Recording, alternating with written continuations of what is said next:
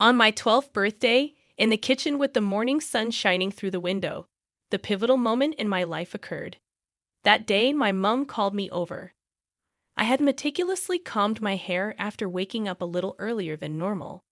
The show at the art club had just begun. "Make sure you get home by 3:30 today, Lindsay. You have to make your brother dinner." My heart was pierced like ice by her words. I had gotten up early to mentally rehearse my presentation and double-check the art items I would be bringing. "But Mom, today is the start of the art club's Lindsay." There was a hint of the typical coldness in her voice. "Jonathan has crucial football drills. Doesn't a growing youngster require a healthy diet? You ought to realize that."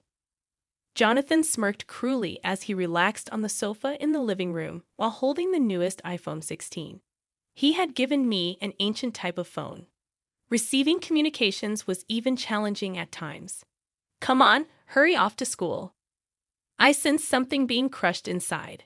Perhaps it was the sound of my hopes and dreams being crushed beneath the weight of reality. My daily schedule was entirely preset. In order to make breakfast for the family, I got up at 6 in the morning. I started making Jonathan's dinner as soon as I got home from school. On chilly winter mornings, I would stand in the kitchen making breakfast for the family while rubbing my drowsy eyelids. After doing housework and washing dishes, my hands were red and scratchy. In addition to ironing Jonathan's clothes, I occasionally assisted him with his schoolwork. I would consider my own assignments while working through arithmetic difficulties. However, it was always late at night that I had the most time to study. Jonathan was free to choose how he wanted to spend his after-school time, whether it was in programming classes, debate club, or football. When he expressed a desire to accomplish something, our parents would instantly respond sure. They bought him the newest laptop, new spiked shoes, and personalized lessons. My mother brushed off my desire to purchase new stationery by saying, "Don't be extravagant." My mother's sister, Hillary, was the only person who sympathized with me during this entire ordeal. Her house turned into a real haven for me. I used to ride my old bicycle across town to my aunt's place on the weekends. My heart began to lighten as I pedaled. My aunt was always waiting for me in the garden as I arrived at the gate to her ancient brick home. She would grin warmly and say, "A.H. Lindsay," when she saw me. Her real devotion was evident in her smile. We would have tea at the garden table. She would exclaim, "Lindsay, you have wonderful talents," as she studied my report card.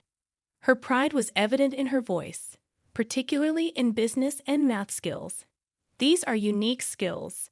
In the future, you will undoubtedly come across fantastic chances. Her remarks struck a deep chord with me. These were encouraging and acknowledging remarks that I never heard at home. They gave me a tiny glimmer of hope. But when I started high school, things became worse. Jonathan was admitted to one of the state's best business schools. Our entire family visited the school's notice board on the day of the announcement. My father enthusiastically puffed out his chest as soon as we discovered Jonathan's name, and my mother cheered. My father immediately made reservations for a full-course dinner at a fancy restaurant.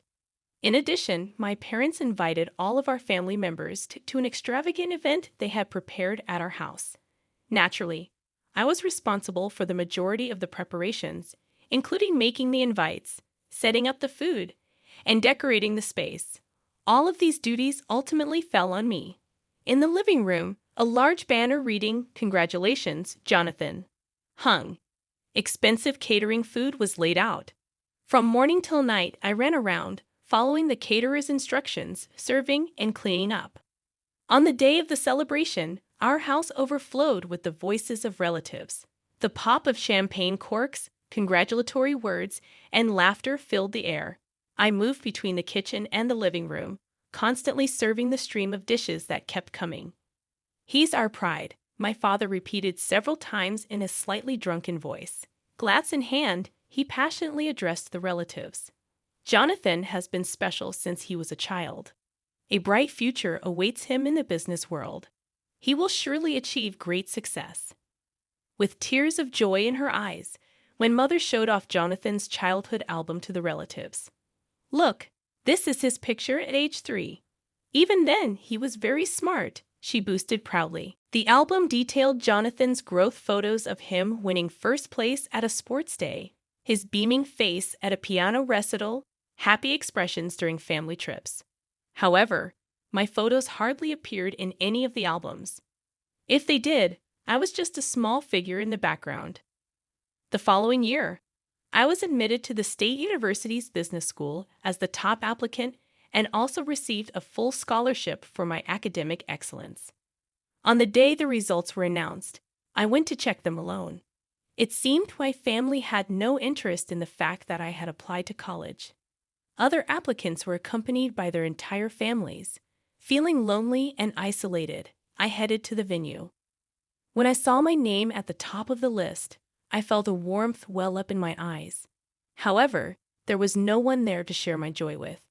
My acceptance letter was carelessly placed on a corner of the kitchen counter, barely noticeable among piles of bills and advertisements.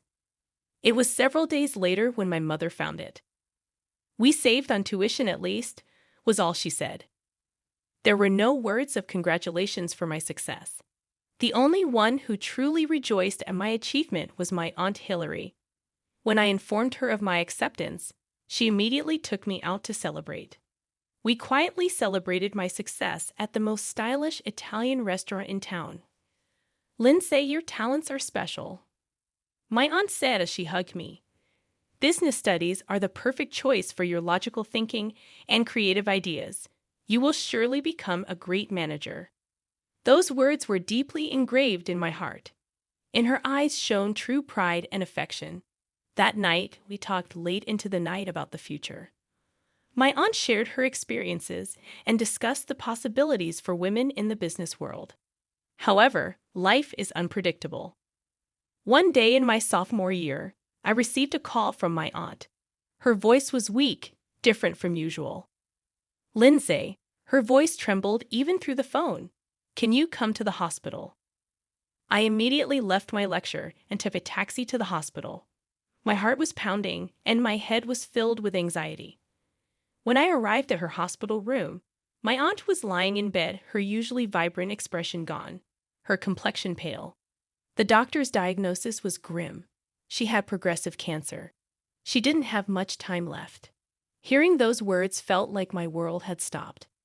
The days I spent in her hospital room became the most painful and precious times of my life. I spent as much time as possible with her between my lectures. Within her limited strength, my aunt taught me many things, from the basics of investing to the importance of decisions in life. "Remember, Lindsay," she said weakly, holding my hand, "the most important thing in investing is a long-term perspective. Don't be blinded by short-term gains. And above all, believe in yourself. No matter what others say, trust your own judgment." Her words were filled with the wisdom of life, not just about investing, but as a guideline for living.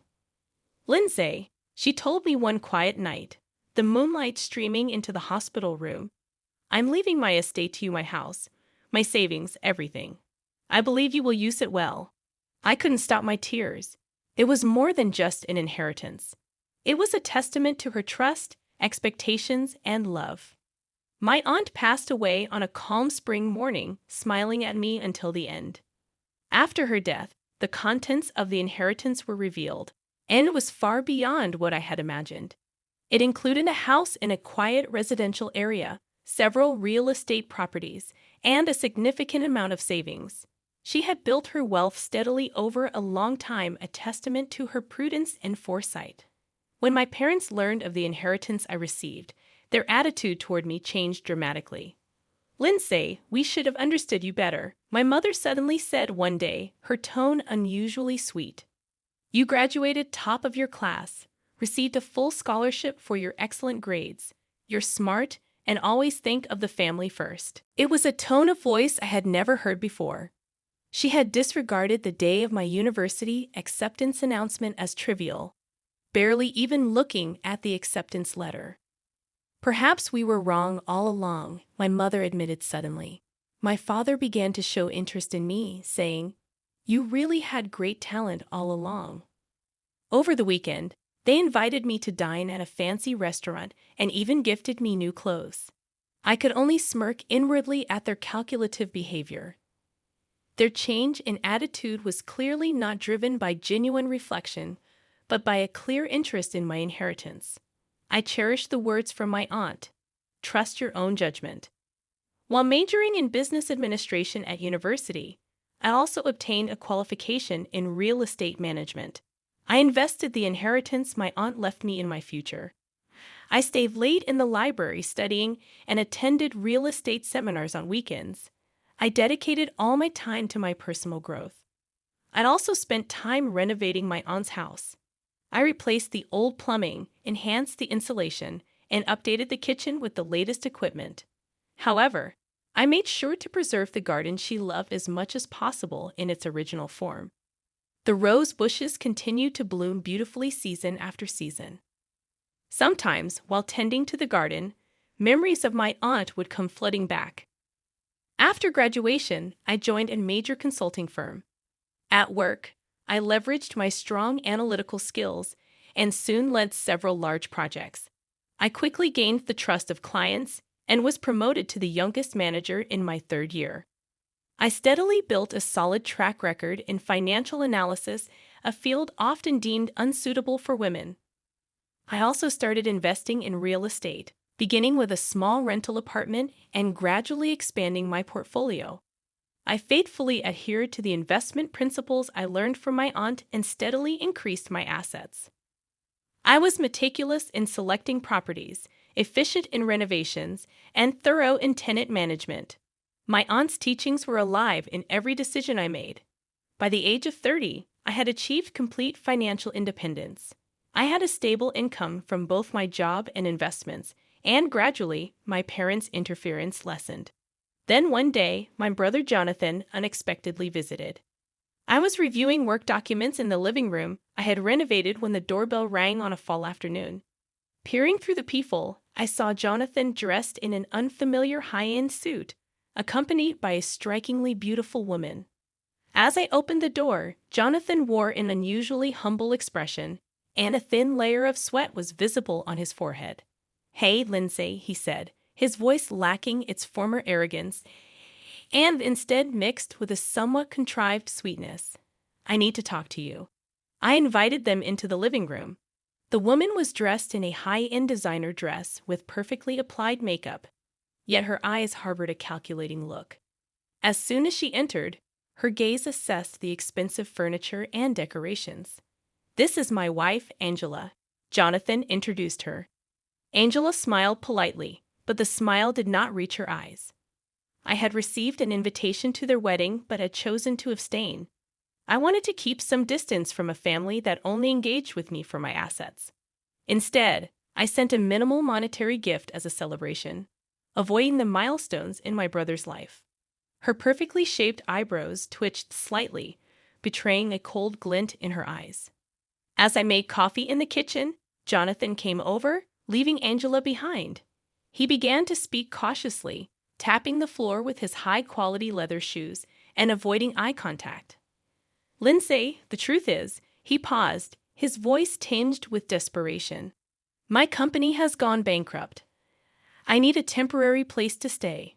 I could hardly hide my surprise. Jonathan had been flaunting a flashy success on social media after starting his business luxury cars, lavish vacations, and a glamorous wedding. The weekly posts depicted the life of a successful entrepreneur. But was it all just for show? "How long is temporary?" I asked, maintaining my composure. Outside, the evening sky gradually changed color. "1 month. 2 at most," Jonathan responded quickly, his voice laced with urgency.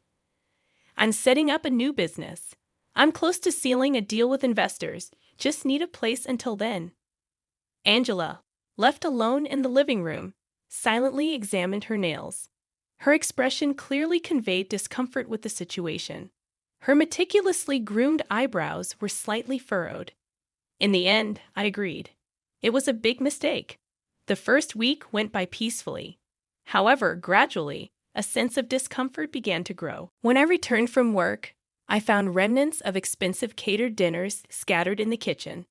Empty bottles of luxury wine were strewn about, and containers from desserts piled up. Angela's shopping bags accumulated at the entrance, and new brand-name clothes kept being added to the closet. Despite hearing that their stay was temporary, their lifestyle suggested no intention of keeping that promise. My past experiences enveloped me in a faint anxiety. One night, I received a call from my parents. "Lindsay, we need to discuss something." My mother's voice carried the same tone she used when imposing housework on me. "It's about the charges on Jonathan and Angela's card charges." I frowned, put down my pen, and leaned back deeply in my chair. "Yes, it's about $3,000 a month," my mother continued as if it were obvious. "We gave them a family card. I heard you promise to cover their daily expenses, including dining out. They can't seem to stop dining at expensive restaurants or ordering luxury catering. And Angela seems to need new clothes, considering her position." Something inside me was about to snap. Emotions I had suppressed for years threatened to burst forth. "Mom, I made no such promise. Not at all." "But Jonathan said." "No matter what Jonathan says, I am not paying for their lavish food expenses," I said, my voice surprisingly strong. "The same goes for Angela's clothes." After hanging up, I confronted Jonathan. "I just got a call from Mom about your credit card charges," I said. Jonathan visibly panicked. "Oh, that," he stuttered.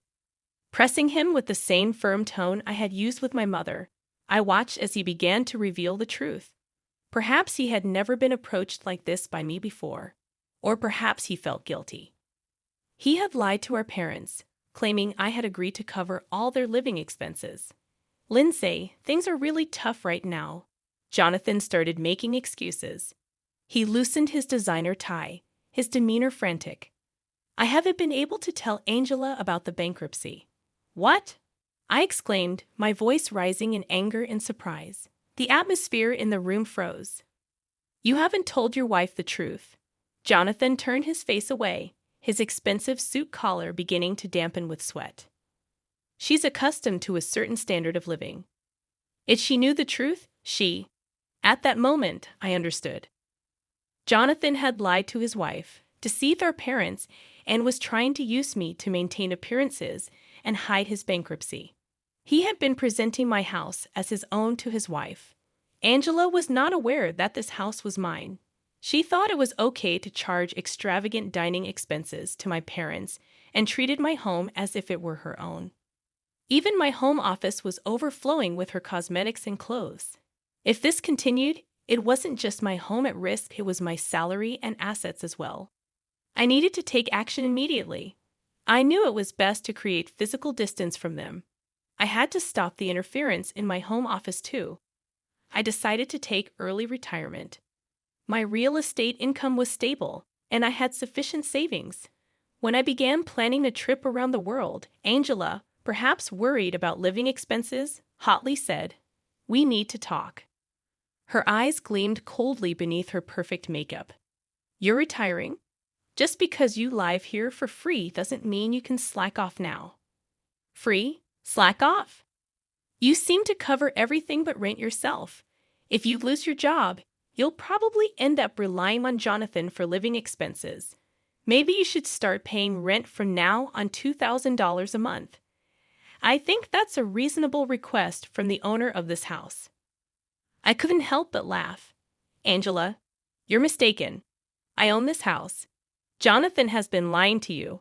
It seemed Jonathan still hadn't told her the truth. Right then, Angela called Jonathan on her phone. Her voice, demanding the truth, echoed loudly through the quiet house. "I can't tolerate you living this luxurious life." Angela stood at the front door, trembling with anger as she confronted me. Her hands, clutching a high-end brand bag, were visibly shaking. "This house is mine. I have rights to it. From the moment I married Jonathan, this became my right." However, I had gained the strength to not succumb to anyone's demands anymore. Angela's aggressive words no longer instilled fear in me. The days spent with my aunt and the career I had built for myself gave me solid confidence. "Leave," I told her quietly but firmly, "and do not come back. This is my house, a precious place entrusted to me by my aunt. Seemingly at a loss for words, Angela stormed out of the house. The sound of her high heels striking the flooring resonated behind her. No longer would I let anyone control my life. I chose my own path. My resolve was unshakable. I had no intention of relinquishing this house to anyone. A few weeks later, I heard that Angela had filed for divorce.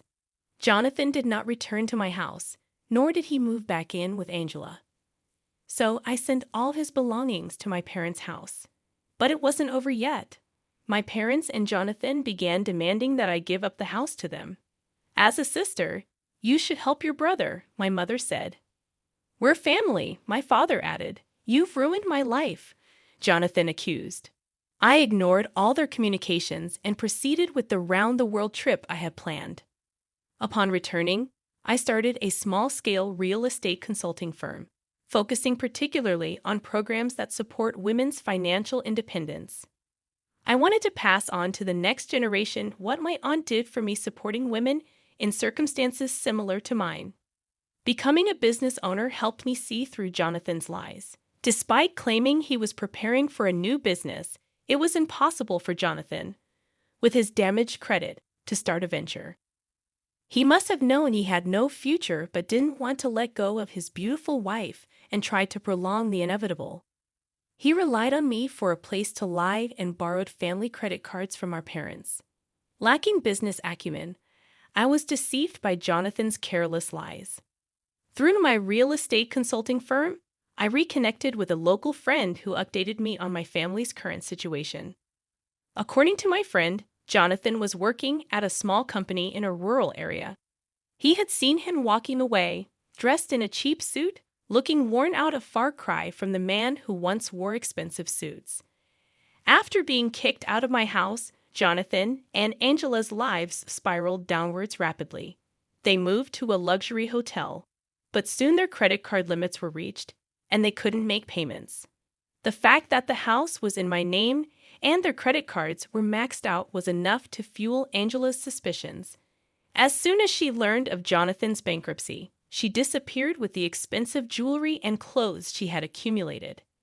It later turned out she had already been scouting for another wealthy man. During the divorce, Angela demanded compensation, but Jonathan no longer had the means to pay. Furious, she took to social media to expose details of Jonathan's mismanagement. It seemed to have made the news and become a topic of discussion.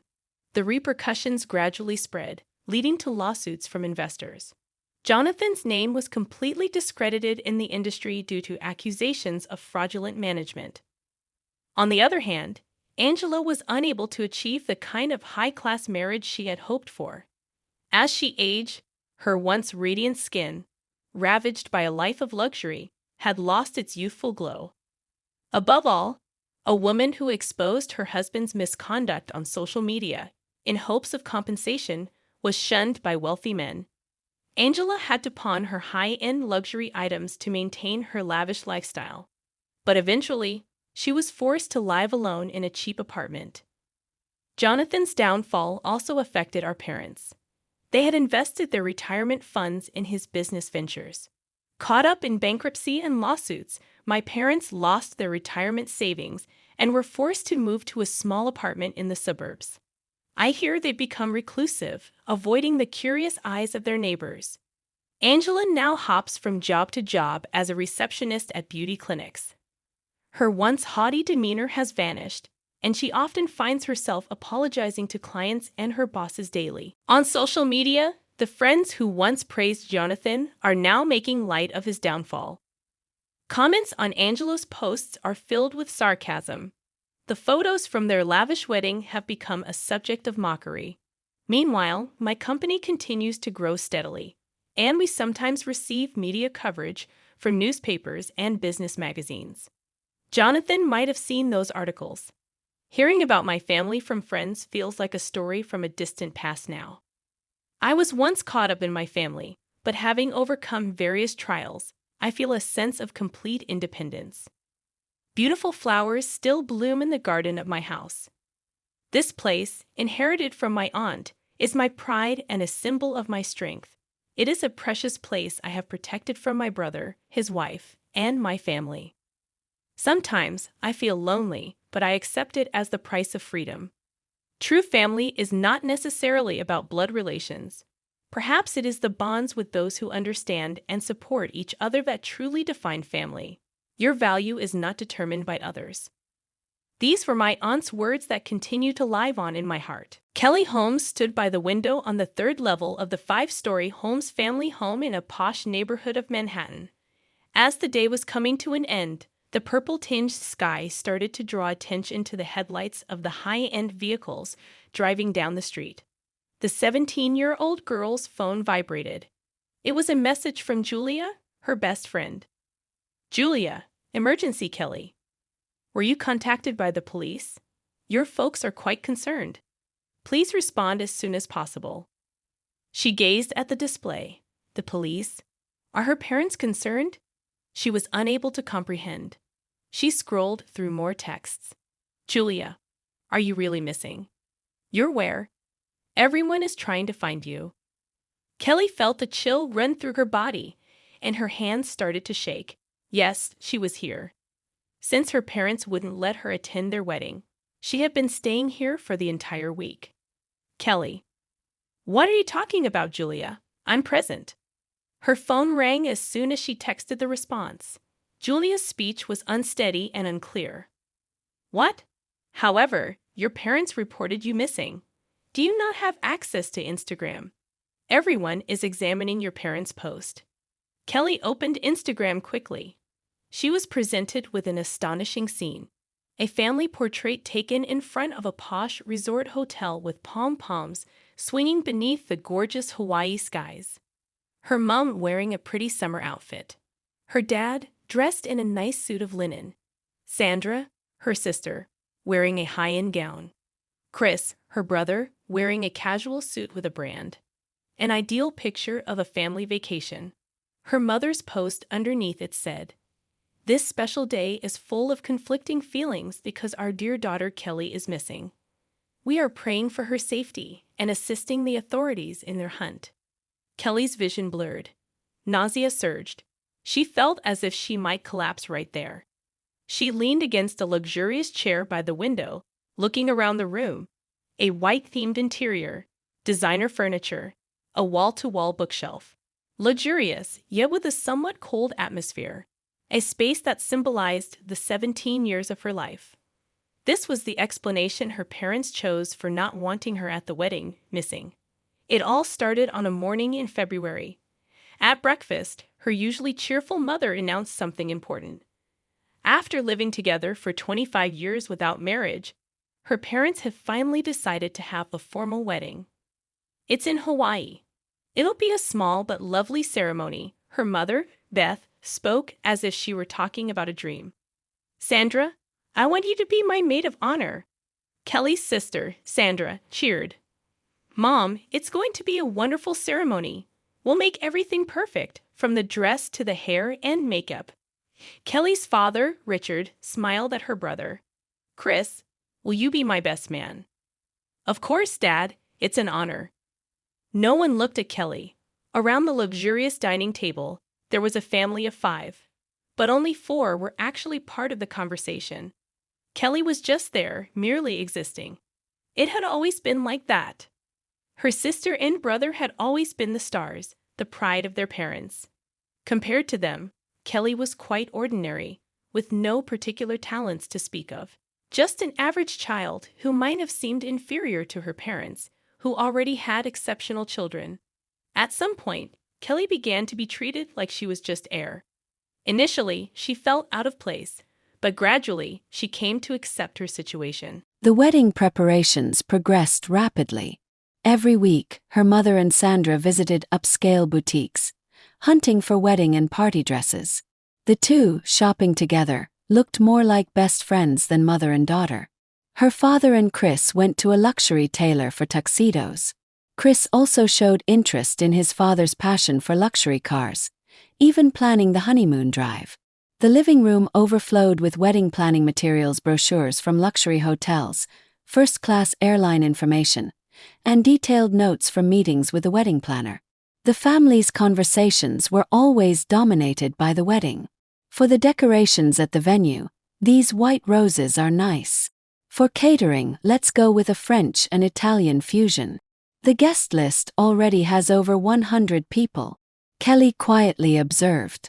She was hoping someone would notice her presence, but those hopes were consistently dashed. When the topic of a flower girl came up for a moment, attention turned to her. But the conclusion came quickly. Sandra's 3-year-old daughter, Ashley, was their perfect choice. Ashley will be so cute. Yes, she's the perfect age. Everyone will want to take pictures of her. When her maternal grandmother, Dorothy, suggested that Kelly read a poem at the ceremony, her parents immediately rejected the idea. "We want a simple ceremony," her mother said. "No need for any unnecessary performances," her father added. Kelly painfully understood the true meaning behind those words. She was deemed an unnecessary presence. One evening in May, her father called out to her. "Kelly, can I talk to you for a moment?" In the living room, her mother was looking at pictures of the venue on an expensive tablet. When Kelly entered, her mother turned off the screen. "There's something about the wedding I need to discuss," her mother began, choosing her words carefully while sitting on the leather sofa set. "You?" Her mother hesitated. "I think it's better if you don't attend." Kelly couldn't believe her ears. The air in the living room, surrounded by luxury furniture, seemed to freeze instantly. "What do you mean?" "Our wedding is going to be very elegant," her mother said, caressing the expensive Persian carpet with her toes. "You're not good with that sort of thing, are you?" "Not good with it." Kelly's voice trembled. The light from the luxurious chandelier suddenly felt too bright. "You don't want to invite me." Her father cleared his throat from his custom leather armchair. "You're not suited for these kinds of events. You wouldn't handle it well, like Sandra or Chris." "But your daughter." Kelly's voice echoed faintly in the spacious living room. "That's exactly why," her mother interjected, absent-mindedly playing with her expensive necklace. "We don't want to embarrass you." At that moment, something inside Kelly crumbled. She felt as if she could hear the last bastion of her family built over 17 years collapsing. "Embarrassing." Kelly's voice rose. The family photos displayed in the living room suddenly looked alien. "I'm your embarrassment."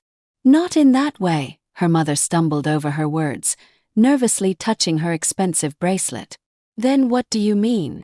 Anger welled up inside her. "Your own daughter isn't invited. How does that make sense?" "Kelly," her father's voice grew stern. "Don't be selfish anymore." "Selfish?" Kelly chuckled bitterly. The family photo on the marble fireplace caught her eye, a perfectly staged facade of happiness.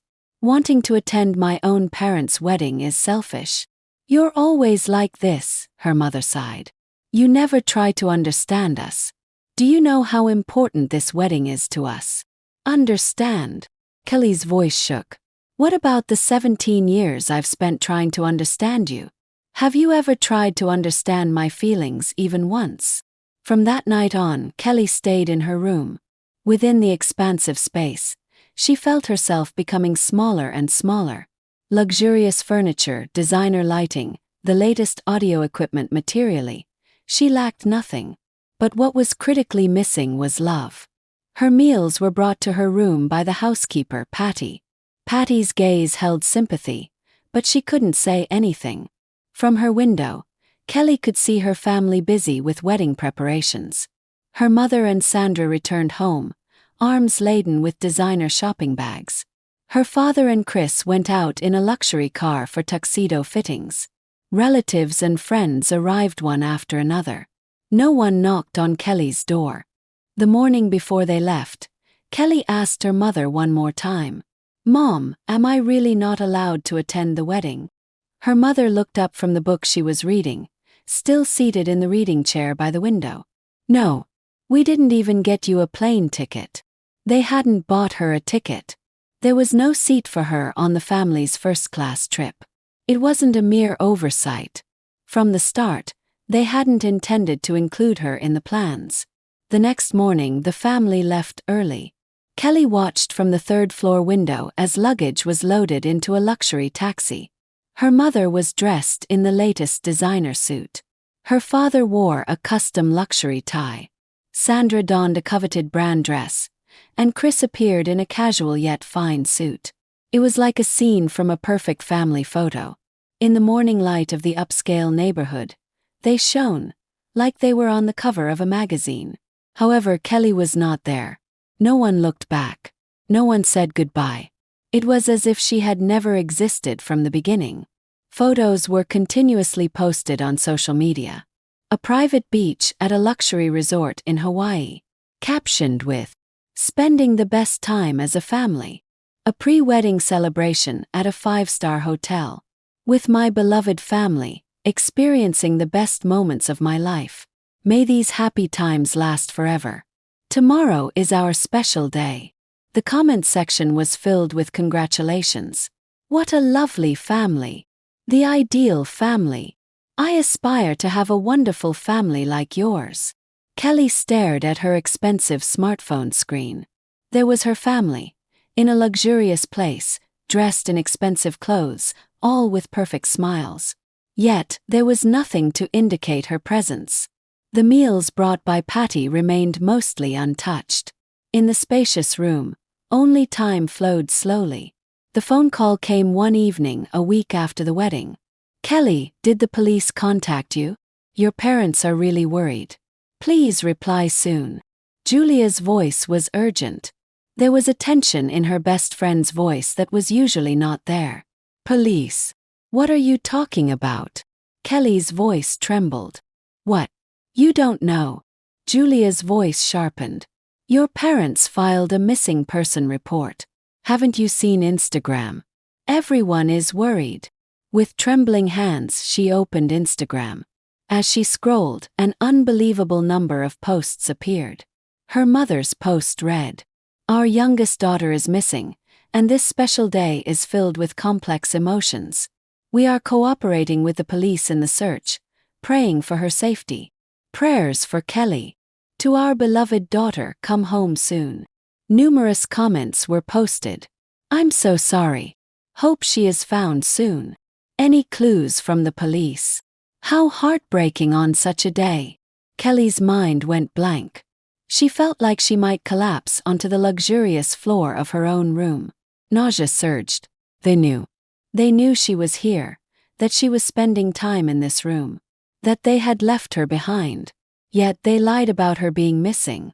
As the evening light filtered into the luxurious room, Kelly stood up. Her parents' lies. They were the culmination of 17 years of neglect and exclusion.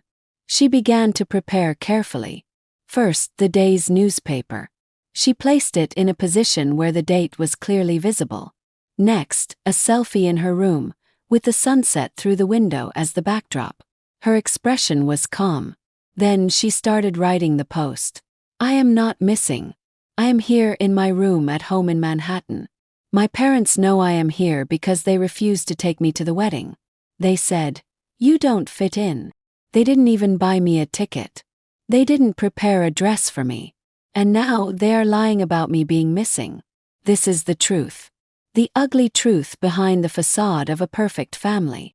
Before hitting the post button, she took a deep breath. A moment to end 17 years of silence. She pressed the button. The response was faster than expected. Within the first 30 minutes, comments and messages flooded in from friends and relatives. From friends. "Kelly, is this true? Unbelievable. Too cruel. Do you need anything? How can I help?" Messages also poured in from strangers. Kelly's post spread rapidly, accompanied by hashtags like #ASDaughter, #FakeFamily, #MomentOfTruth. The family's response was not delayed. 10 missed calls from her mother. The voicemail was frantic. "Kelly, what are you doing? Delete this now. Think about our feelings." Messages also came from her siblings and father. After midnight, a call came. It was from her maternal grandmother, Dorothy. "Kelly." Her grandmother's voice was as warm as ever, yet that night, it carried a special strength. I've seen it all, the social media posts, the comments, and the missing person report. Tears streamed down Kelly's face uncontrollably. Grandma, You've done well, her grandmother's voice was gentle. You've endured alone for 17 years. It's enough now. But I'm only 17. And my parents. Kelly's voice shook. You don't need to worry about legal matters, her grandmother reassured her with conviction. I've spoken with your Uncle Jason. He has already arranged things with a lawyer. Really? Hope began to dawn for Kelly. That missing person report was the last straw, her grandmother explained. This isn't just a domestic issue. It's a clear case of abuse. The court will be on your side. The next morning, her grandmother outlined a concrete plan. At 3 p.m. the day after tomorrow, Jason and I will come to pick you up. Just pack the essentials. Don't forget important documents. Your passport, insurance cards, school records. You'll need everything. Kelly quietly began to prepare. Packing up 17 years of her life was challenging, but truly essential items were few.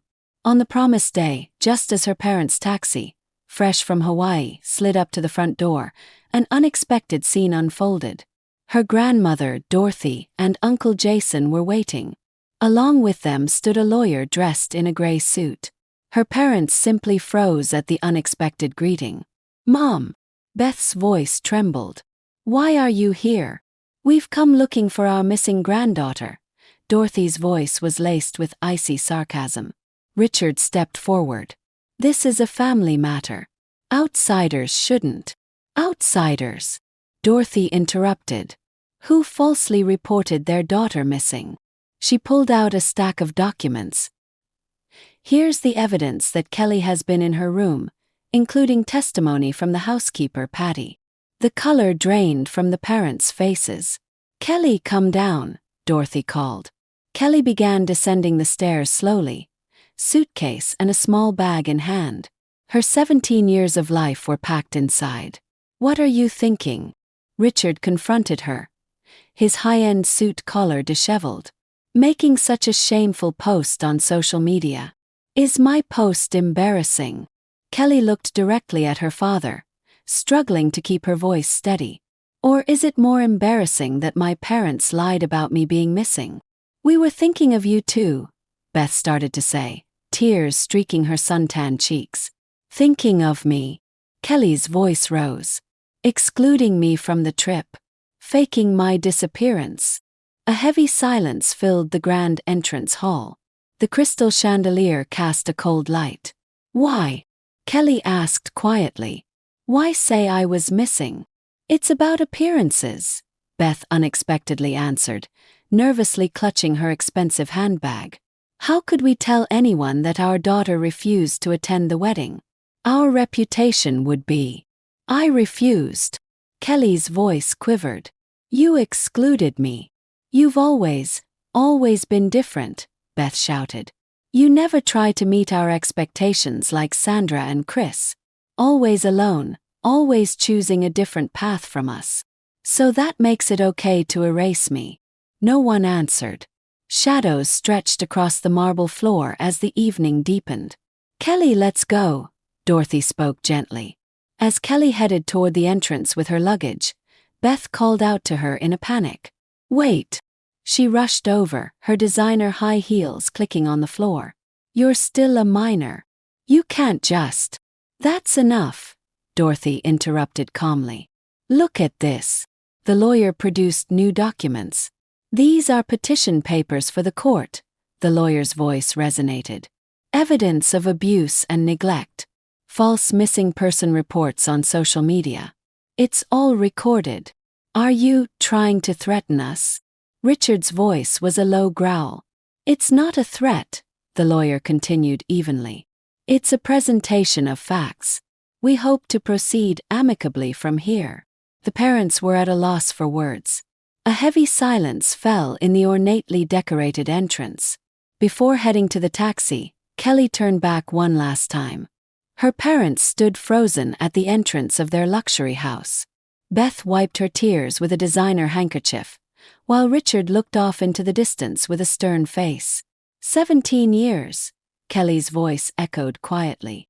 In the 17 years of my life, have you ever truly seen me as part of the family? There was no response. Instead, the evening breeze was the only answer. The taxi started to move. Dorothy quietly held Kelly's hand. It's the beginning of a new chapter, Kelly.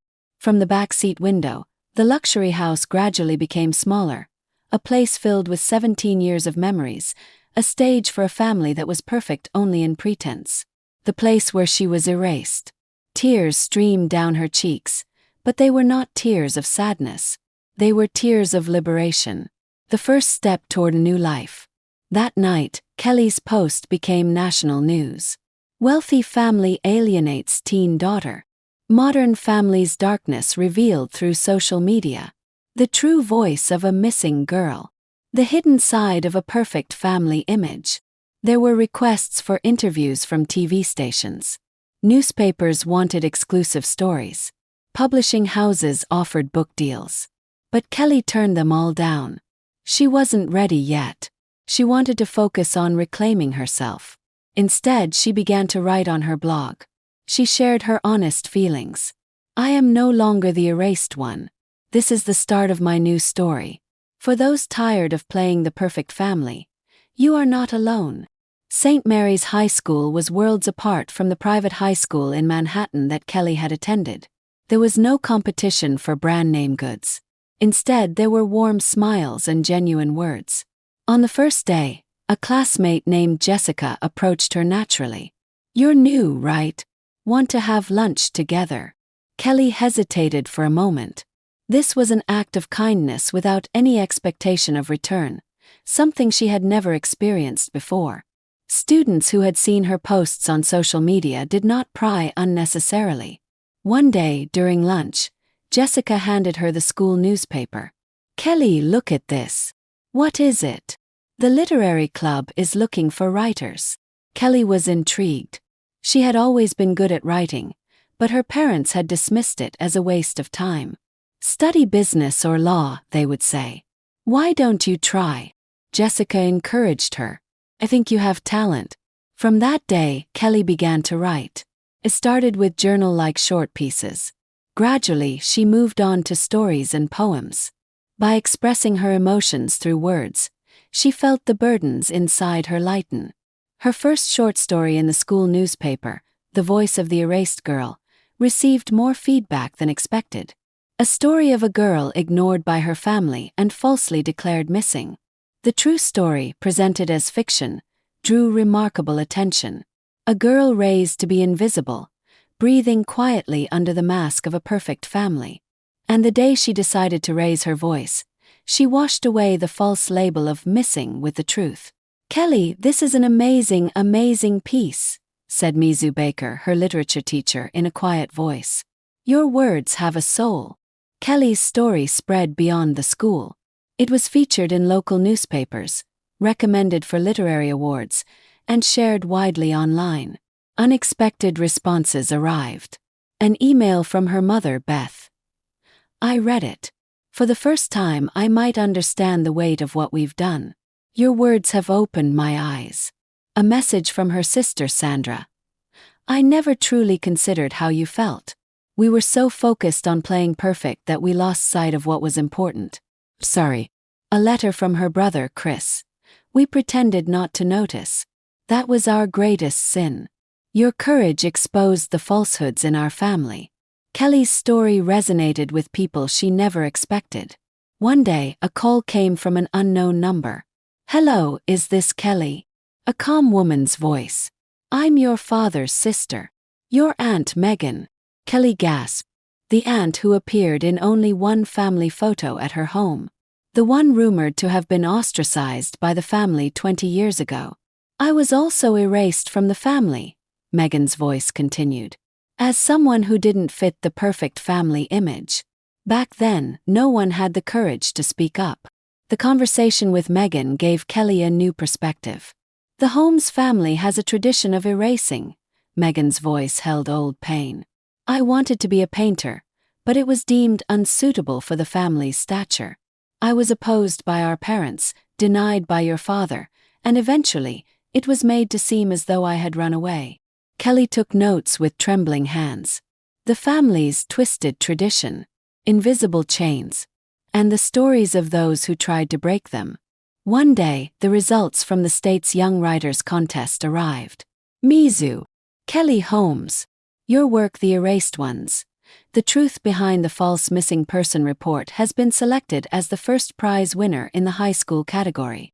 She celebrated by hugging her grandmother. The story was also prominently featured in the local newspaper. And then another unexpected response came. An email from her father, Richard. Congratulations. We failed to understand your talent. No, we chose not to understand. Trapped by the so-called tradition of the Holmes family. About Megan. And about you. The email from her father continued. We were captivated by the illusion of a perfect family. Only now do I realize how great the cost has been. Losing Megan. And then you. Perhaps it was a curse-like chain within the Holmes family. A lengthy email also arrived from her mother. Every day I reread your article. We tried to erase your very existence with the lie of missing. That was the lowest act as a mother. I don't expect to be forgiven, but your voice has certainly reached us. Kelly did not reply.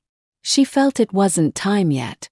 Instead, she began writing a new novel, The Genealogy of the Erased. The story of 3 generations of erased individuals in the Holmes family.